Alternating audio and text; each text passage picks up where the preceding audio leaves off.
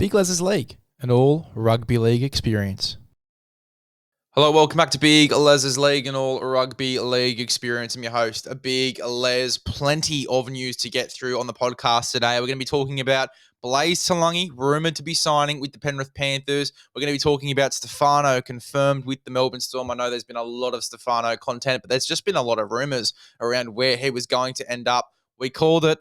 Stefano, he is a Melbourne Storm player now as of next year.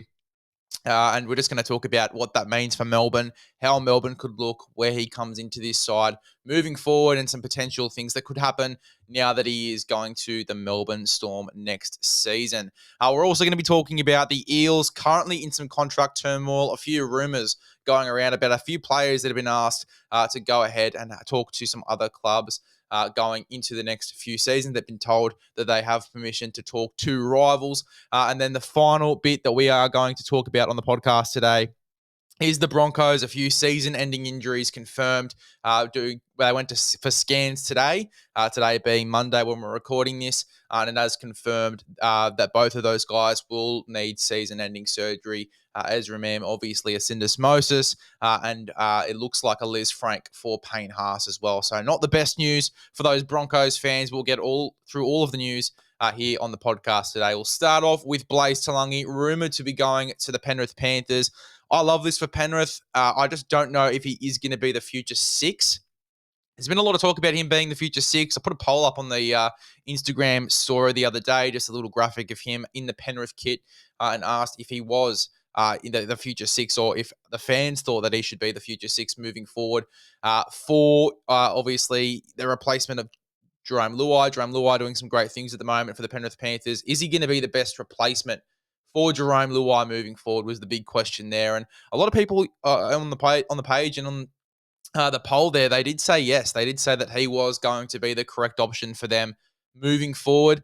Look, for me, he is a great player. He's been killing it in the centres at the moment. Obviously, they are losing Sania Turuva as well. So anything can happen between now and next year. We don't even have the confirmed news that he has signed with the Panthers. But, if he does go there, he could still play on the wing for a little bit there. I just think he's wasted talent on the wing. I think that you need to bring him and get him some more ball. He can break a game open for you. We've seen that for the Parramatta Eels in some games and just seen some glimpses of his talent. I think he'd be a great fullback, but obviously they've got Dylan Edwards there, so there's no chance that he's getting that fullback jersey. I guess the next best thing is 5'8". Now, you're getting a bit more of a running 5'8" there if you put Blaize Talagi into that number 6 jersey. However, I've seen some great ball playing from him when he was in that number 6 jersey when he made his debut. So I think he can definitely handle the number 6 jersey. Would you start him maybe at left centre to start the year and have maybe a Dane Laurie or a Brad Schneider in the halves? Maybe, just to get used to being in that position on the field, or you just chuck him into the deep end straight away. But then again, after a full preseason of being at 6, I'm sure that he'd handle it just fine. Needs to put a little bit of size on for me to be able to handle the contact there a little bit more infield, but other than that, I think he could go quite well. He's got some decent hands on him. We've seen that in New South Wales Cup when he's playing fullback. I think that he can definitely handle that more of a running role type 6. And Nathan Cleary can just focus on running the side. Does that take a little bit away from Nathan Cleary, though? We know Nathan Cleary runs the ball very well. Does it take away from Nathan Cleary's game a little bit?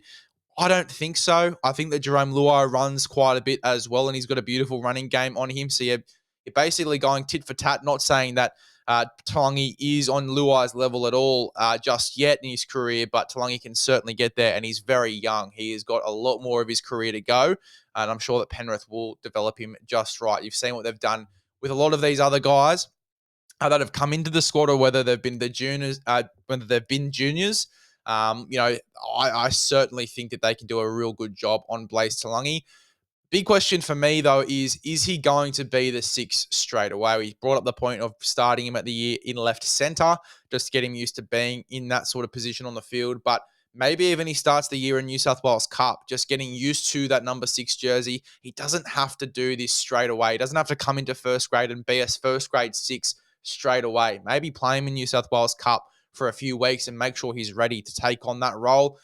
We've seen Penrith have a bit of a slow start to this season, but ultimately they've come around and had some huge performances over the past few weeks. And I'm sure that it's going to get better and better every single week.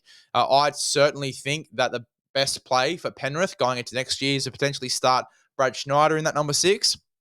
Or Dane Laurie, depending on how you want to go, because Dane Laurie can certainly break a game open for you as well. And then obviously slowly bring Blaize Talagi into that role, if that is the plan, to have him in that number 6 jersey moving forward. But regardless of where he plays, whether it be on the wing, centres, or at 5'8", I think that he is a great signing for the club. Even if he's just fullback depth, I think that he's a great signing for the club, and I think that he will do very well in Penrith Panthers colours. Let me know your thoughts on the signing in the comment section below. Let's move on, though, to Stefano Utoikamanu signing with the Melbourne Storm. I think it's huge news. I think it's great for Melbourne, obviously just building on their forward stocks. They've needed just a game-breaking forward there through the middle, and I think that Stefano, under Craig Bellamy, a full season under Craig Bellamy, he can really get to that level where he can break a game open for you. I don't think he's on that level yet, and I think that, I don't think he's $1 million player or anywhere near $1 million player just yet. And it's no offense to Stefano Utoikamanu. He's got plenty of his career left to go. He's got time to become that dude. We've seen glimpses of it. Freddie's picked him for Origin, so he's seen glimpses of it as well. He just needs that time under Melbourne, and I think under Melbourne is where he's going to have the most growth. Unfortunately, the most growth isn't going to happen under Benji Marshall. It certainly could have happened at the Bulldogs if he was to go and sign there under Ciraldo. They are building a fantastic culture over there. But I think ultimately, where's the best spot for Stefano right now to grow his game? I really do think it is the Melbourne Storm. And we spoke about that too when the rumours were circulating that he was talking to Melbourne. I think it is the perfect landing spot for him, and I think that he will do very well under Craig. I think he starts. I think he will start in the front row. I don't think Stefano's the type of player to come off the bench. We've seen that in recent games. Maybe it's just because he's in West Tigers colours and we haven't seen him coming off the bench for any other team other than Parramatta ages ago. I think that he does start. I think he does play better starting the game. He is a very good tone setter when he is on.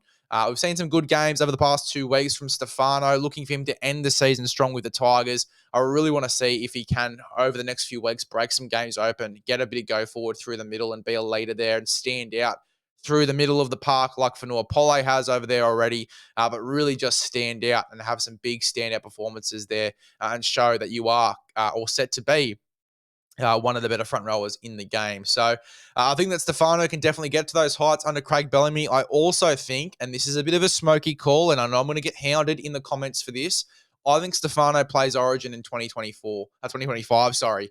I think Stefano plays Origin in 2025. I think that he can get to those heights under Craig Bellamy. I think that he can have a really strong season under Craig Bellamy, whether it be coming off the bench or starting. I personally think he starts in this side along with Christian Welsh.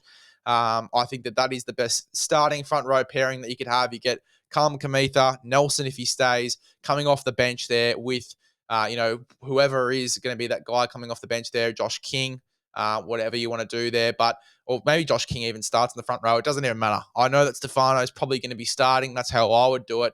Regardless of how that pack is shaped, regardless of where he is, I think that he can definitely reach those heights. He is a great player. As I said, we've seen glimpses, and I'm excited to see how he goes in that Melbourne Storm outfit. A tough preseason for him. I'm looking forward to seeing how he turns around going into 2025. Let me know if you think he'll get to the similar heights that I think he will. Let me know if you think that he will play Origin next year, or if you think that I'm a total fool and he probably won't get to those heights under Craig Bellamy. I think that he will. I think that people that think he's not going to improve under a guy like Craig Bellamy in that Melbourne Storm system around some quality halves in Jerome Hughes and Cameron Munster, Harry Grant out there at dummy half as well, giving him good service, early ball for him to just be destructive around the ruck. I think you're kidding yourself. He does improve at Melbourne, and I am very excited to see it. Now, the Broncos injuries, obviously some really tough news coming out of Broncos camp today, Monday, when we're recording this podcast, is that Ezra Mam has done his syndesmosis. He is going to be out for the year. It looks like any grade of syndesmosis, it would ultimately mean that his season's over. I think the lowest grade of syndesmosis is 6 to 8 weeks. It's what I had. I think I actually had 8 to 12, but I think 6 to 8 weeks is the lowest sort of grading there for a syndesmosis return. Look, NRL physio, I'm no NRL physio, that's for sure, but I think that is the lowest grading. So he'll be out for that period of time, and that is the season for them. Obviously, only 5 weeks to go for NRL now. It's so unfortunate to see guys like Ezra Mam out, particularly when they're trying to end the season on a positive note. They need guys like Ezra Mam who can just break a game open for you in this side. Yes, he hasn't been at his star-stuttering form. He's been unbelievable in defense for them. His defensive intensity, the way that he comes out of the line and puts pressure on an attacking side is just incredible. Defensively, he's been very strong over the past few weeks, while the attacking flair, it hasn't really been there for him. He's been very, very strong in defense, and he's just gone out there and done his job with Adam Reynolds back in the side as well. It'd be interesting to see who goes into that number 6 jersey there for Ezra Mam, whether it be Josh Rogers. I think Jock Madden is still recovering from that hamstring. We'll find out, obviously, today when the team lists come out. You guys will know before I do. We're recording this on the Monday. Obviously, the podcast comes out at that Tuesday afternoon when the team list drop. But it'll be interesting to see who does go into the halves for the Broncos going into this week in that number 6 jersey. Payne Haas, though, that is the one that hurts. The lisfranc injury. It's become more and more popular over the past few weeks, and this season in particular, it has been extremely popular. A lisfranc injury. Junior Paulo missing a season from it. Latrell Mitchell potentially set to miss the year with that lisfranc injury, and now obviously a big blow for the Brisbane Broncos again, who are trying to finish the season strong. Obviously, Payne Haas, he goes down with that lisfranc injury, and his season is over. Super unfortunate. He is such a great competitor there through the middle, an origin forward, and I think that it's okay to end the season on this note for Payne Haas. You look at his origin performances. He was definitely one of the players of the series for New South Wales, in my opinion. He was very, very strong for New South Wales. It's easily his best series that he's ever had in Blues colours as well. To see him, though, go out for the Broncos, from a Broncos perspective, it is just such a tough way to leave this side for the rest of this year in this sort of position where they're a grand final side the previous year, and now they're obviously not even scraping into finals, and they're losing some pretty winnable games. Very unfortunate for the Broncos. Look, Reece Walsh, I'm looking for him to have a really strong next few weeks to really stand up. Be interesting to see if he even goes into that number 6 jersey as well, and they get someone else to come in at fullback, maybe a Tristan Sailor, if that's the way they want to go here. Just get a bit more spark, get these guys that can break a game open into this team. If that's the way they want to go, I know that Josh Rogers, he is more of a controlling number 7 type, not really a 6. So if they want to go for a bit more of an expansive number 6 that can break the game open, maybe they chuck Tristan Sailor there, or they move Reece Walsh out of that fullback jersey for the rest of the year and chuck him in the number 6 where he finished the game last week against the Titans. That'll be a very interesting one. Let me know what your best 1 to 6 and 7 looks like for the Brisbane Broncos going into this coming week. But it'll be interesting to see how they look. 2 massive injuries, and it just means that these guys like Paddy Carrigan, Corey Jensen, and Reece Walsh, and Adam Reynolds as well, they all need to step up. Adam Reynolds, the kicking game, it has been a little bit off over the past few days, or over the past few weeks, I should say. Just looking for him to get back to that form, and once he does, the Broncos, they'll start to hum a little bit. You got to remember, he's just come back from a pretty hectic injury. His brain would be all over the shop. That kid comes back into a side that isn't winning too many games, and it would be frustrating to sit on the sidelines too and watch this side go how it is, particularly with the form that they had last year and how they finished last year as well. It is so unfortunate to see this Broncos side going the way it is, but wishing Payne Haas and Ezra Mam the best in recovery, and look, hopefully the Broncos can finish the year strong regardless of their finals chances. And now the biggest report, I think, out of all 3 of these would be the Eels and their current situation. Obviously, they've had a real tough time with recruitment. They were obviously in the race for Stefano Utoikamanu to come back to his junior club. He ultimately chose to go to the Melbourne Storm, which is, as we spoke about, the right call. But not only that, they've actually reportedly told Regan Campbell-Gillard, Shaun Lane, and Ryan Matterson that they are free to negotiate with other clubs. Charlie Geimer requested a release, one of the young guys there in that system as well. He was told that he has to stay and fulfill the rest of his contract, which he is more than happy to do, it looks like. And then obviously a few other guys as well, some of the younger blokes have been told that they are free to negotiate. I think that this is going to be a real turnaround and a real rebuild phase for the Parramatta Eels, it looks like. Getting rid of a few of those older heads, particularly Regan Campbell-Gillard, who was, over this period, maybe not over the past 3 weeks, but certainly over this period when they've had Moses out, Gutho's been half injured, Dylan Brown's been in and out of the team too on occasion as well. So particularly through what has been a very, very tough period for the Parramatta Eels this season, he has definitely been a shining light. He plays 60-odd minutes per game and just fucking puts in 110%. And yes, over the past 2 to 3 weeks, it hasn't been his best performances, but he has been very strong for this side. He has been very strong for this side during this period. I think it's just frustration for me with how the season has gone as to why he is playing this way, particularly over these past 3 weeks, as I said. But I'm looking for the Eels to turn it around. Obviously, a big win against the Warriors. They've got a pretty hectic draw, but just to compete and stay in the game with some of these top sides, if they finish the year strong, I'd be happy as an Eel supporter if they do win a few of those top side games and they do look like they're competing at least in those games as well. I think I'd be happy as an Eel supporter. If that was the case, obviously I'm not an Eel supporter, so I wouldn't really know what that feels like. But look, it's a very tough period for the Eels. If all these rumors are true, as I said, it looks to be a very dark rebuild phase set to take place with the introduction of Jason Ryles as their head coach. And it'll be very interesting to see who comes in, who goes out. If you're going to replace a guy like Regan Kilmore-Gillard, you've got to get the best of the best. You've got to get guys that are willing to work for you 110%, put 110% on, in for your team. And look, Regan Kilmore-Gillard, I think for the most part this year has done that. So it's bizarre for me, that one. I think that the Ryan Madison one, I think that was pretty obvious. This has been rumored for a little while. The Ryan Madison, free to negotiate with other clubs. This has been going on for about 2 years, these sort of rumors. So be interesting to see where he ends up, if it's at the Roosters or if it's at another club. We've already broken this down quite a bit on another podcast. If you want to go back and listen to that, it is on the YouTube, Spotify, and Apple Podcasts. All the links will be below. But yeah, we already talked about that with Ryan Madison, where he could end up on another podcast. But Shaun Lane, for me, is a big one. He has been out for a lot of time with injury. If that accounts to any of this talk, I'm not too sure. But I think it's huge news for him to be one of the guys that's rumored to be out. I think that he has slowly gotten better, and I actually think he suits that middle role that they played him in for a little while as well off the bench. Be keen to see what happens. Be keen to see what happens, who leaves the Parramatta Eels going into the next few years.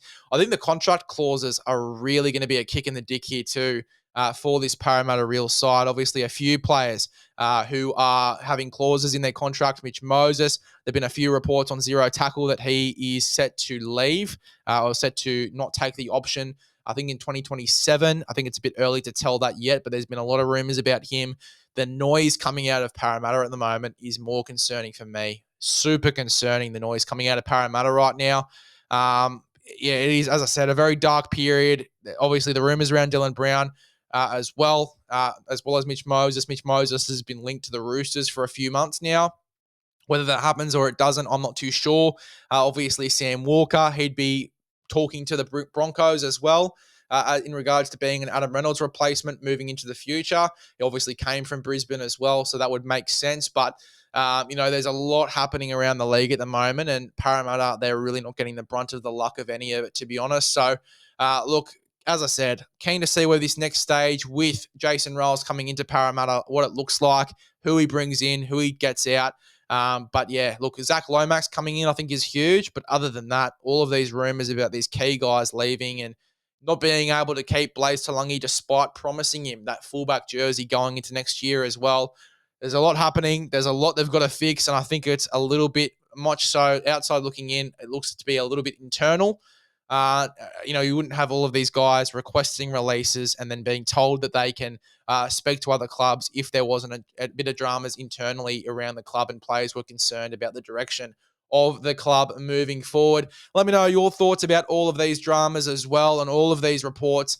Blaize Talagi, Stefano Utoikamanu, obviously the Broncos season-ending injuries, and then this Eels debacle with their contract situations as well. Let me know your thoughts in the comment section below. That is another podcast here, another news-breaking podcast on Big LEZ'S League. Make sure you do go ahead and subscribe, become a part of the Big LEZ'S League community. We'll see you guys in the next one.